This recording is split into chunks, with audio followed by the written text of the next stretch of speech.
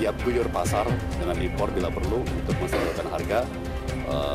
Saya juga setuju bahwa itu pilihan terakhir.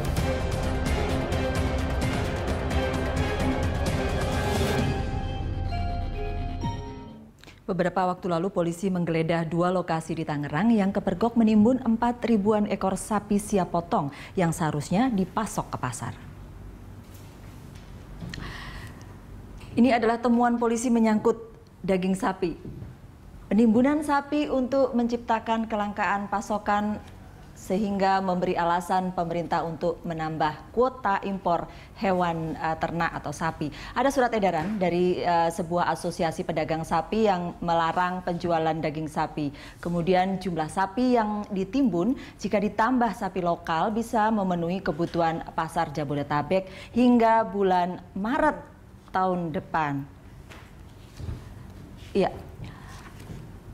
Bareskrim sidak begitulah ya, sidak ke dua lokasi di Tangerang dan kemudian menemukan 4.000 ekor sapi siap potong. Waktu itu bareng KPPU? Ya, sebetulnya sebelum Bareskrim kita sama Bareskrim, KPPU malamnya sudah ke sana duluan. Oh, ya, oke. kami tapi di tempat lain ya, bukan di menemukan sesuatu? Menemukan sesuatu, pasti di situ ada kalau nggak salah sekitar 2.000 ekor gitu yang seharusnya siap untuk dipotong tetapi tidak dilakukan. Baru besoknya kami ada koordinasi begitu dengan pihak Bareskrim, kemudian besoknya kalau tidak datang salah, ke tempat lain, datang ke yang di PT Tum itu ya, ke arah Tangerang. Kemudian sorenya lagi Polda bersama-sama KPPU pergi ke Cilengsi. Ya, di sana juga di tempat-tempat tersebut ditemukan bakalan sapi yang sebetulnya sudah siap untuk sempat ngobrol nggak dengan orang yang pemiliknya? Kira-kira kenapa kemudian nggak dilempar ke pasar? Pasti ngobrol ya. Dan mereka bilang apa? Nunggu Idul Adha gitu? Kalau Idul Adha kan beda Mbak, syarat sapinya beda gitu ya. Nah tentu pembukanya di tempat berbeda juga ya. Ngobrol. Nah mereka jawabnya macam-macam gitu ya. Ada bilang karena belum siap. Untuk dipotong dan sebagainya. Padahal ketentuan dipotong kan jelas gitu ya. Berikut datang digemukkan sekian hari, ada aturannya sudah itu harus sekian bulan gitu ya. Terus kemudian hasil koordinasi kami bersama Kementerian Pertanian pada saat itu ada suatu apa ya? Kalau bahasanya Mas Arief tadi kan surat gitu ya. Bahasanya Mas Surik itu ada perintah untuk dilarang melakukan menjual dan memotong ya. Ada larangan bagi RPH untuk memotong melarang untuk dilakukan pemotongan. Itu yang kemudian mau dijerat oleh KPPU sebagai artinya kalau ada larangan ini berarti ada penahanan stok. Ada 24 loh Bang. 24 apa kita sebutnya feedlotter gitu. Iya, feedlotter. Ya mestinya kan persoalannya kan ada sekitar itu kan. Bisa diketahui kalau petani tidak untung, pedagang juga tidak untung, besar di pasar gitu.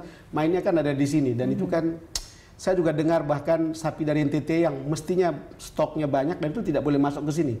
Masuk di akal untuk diperintahkan untuk tidak masuk karena ternyata dari lapangan masih ada sebetulnya. Dan coba bayangkan, menurut saya ini sebuah kejahatan yang membuat semua orang menguras kantongnya lebih dalam. Coba bayangkan kalau di Malaysia atau Singapura jam 40.000 per kilogram, 46 per kilogram, dan kita punya 120.000 atau 3 kali lipatnya. Itu mereka ambil untung dan mengeruk kita semua. Nah itulah Bang, berarti artinya secara teoretik tujuan kartel tercapai. Tujuan kartel itu apa? Mereka melakukan sepakat bersama-sama untuk menahan atau mengatur harga sehingga mendapatkan keuntungan yang setinggi-tingginya secara bersama-sama. Kita bayangkan harga sekilo itu sebetulnya sapi yang siap potong itu harga sapinya itu kan hanya 40.000 ya. 44, kemudian di 44.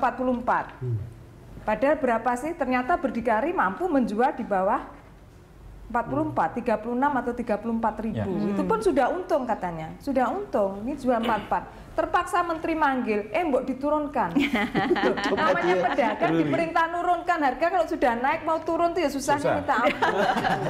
Minta turun 40, nggak mau 42 kan? Tapi bisa tuh turun 4, ya paling tidak sudah 42 di situ, jatuh ke Ruri ini berapa kan gitu, konsumen Mansur, ya? apalagi kan gitu.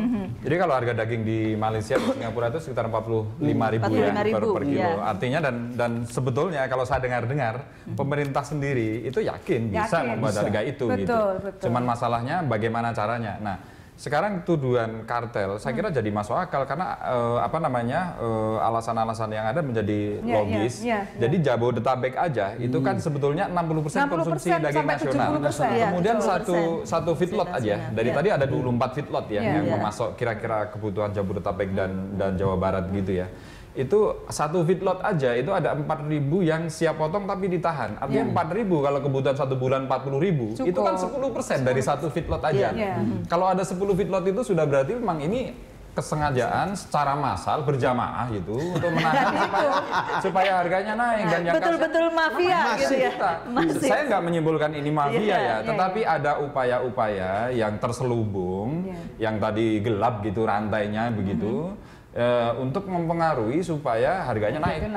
Konsumen dapat beban dan kemudian secara makro, secara keseluruhan negara kan dirugikan sebetulnya. Jadi benar-benar masif, terstruktur dan sistematis. TSM itu.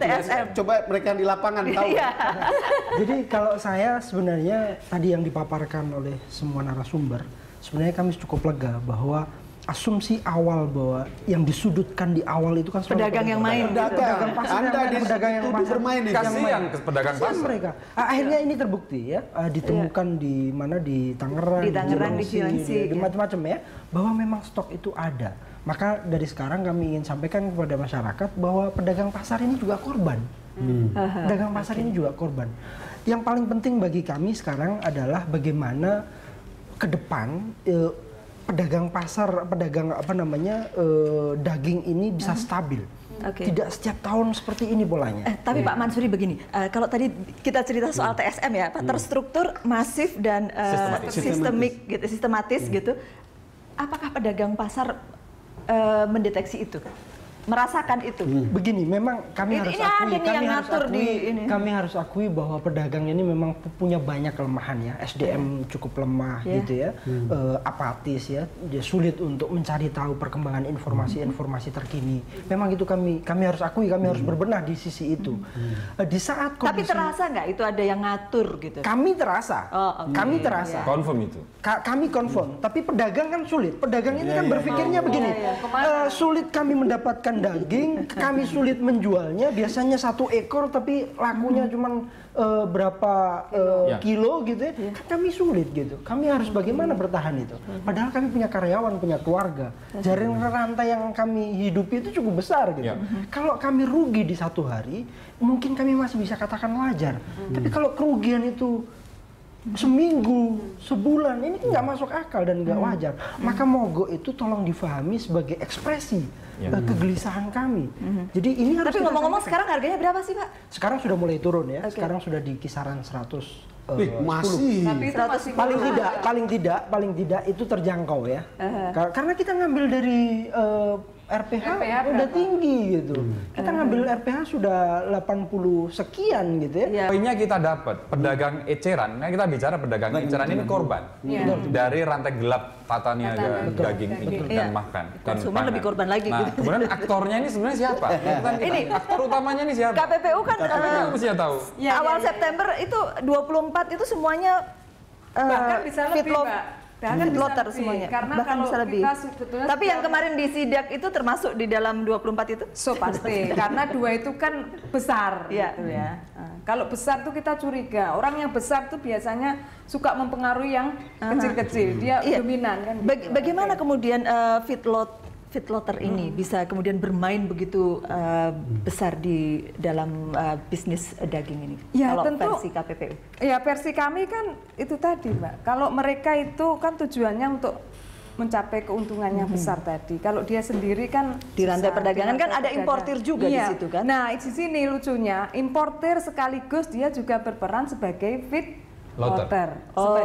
Sebagian importir. Sebagian besar atau memang besar? Sebagian besar dia juga berfungsi sebagai feedlotter. Artinya yang main ya itu gitu loh. Nah, kenapa dia bisa bermain? Tentu di belakang sana ada yang tadi Mas Arief sudah karena importir dia kemudian merangkap feedlotter, jadi ya memang Ya gimana Nung, kalau lihat begini kan sebetulnya kerja kartel ini sangat sistematis. Sampai para pedagang pasar tidak punya bargaining position. Sampai peternak tidak punya bargaining position apalagi gitu. Bahkan bisa mendikte kekuasaan dan mendikte regulasi.